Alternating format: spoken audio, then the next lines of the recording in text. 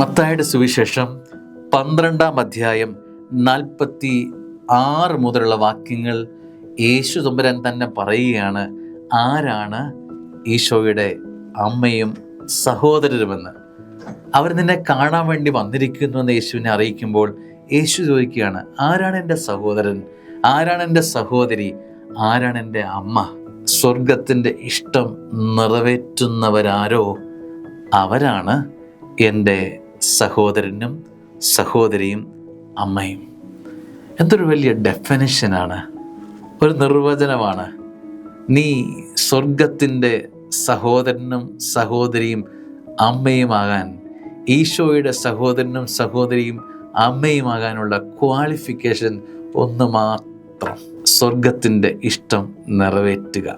അപ്പോൾ ഇതിൻ്റെ അർത്ഥം ഈ അമ്മ, ഈ വെളിയിൽ നിൽക്കുന്ന എൻ്റെ അമ്മ സ്വർഗത്തിൻ്റെ ഇഷ്ടം നിറവേറ്റിയവളാണ് എന്ന് അവൻ പറയാതെ പറയുകയാണ്. എൻ്റെ സഹോദരങ്ങൾ, അവർ സ്വർഗത്തിൻ്റെ ഇഷ്ടം നിറവേറ്റിയവരാണ്.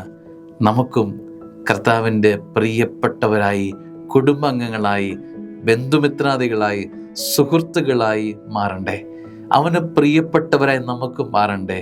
നമ്മുടെ ഇഷ്ടങ്ങൾക്ക് പ്രാധാന്യം അപ്പുറത്ത് സ്വർഗത്തിൻ്റെ ഇഷ്ടങ്ങൾക്ക് പ്രാധാന്യം കൽപ്പിക്കുന്ന ജീവിതമായി നമ്മുടേത് മാറുമെങ്കിൽ കർത്താവ് പറയും എൻ്റെ സഹോദരൻ, കർത്താവ് പറയും എൻ്റെ സഹോദരി.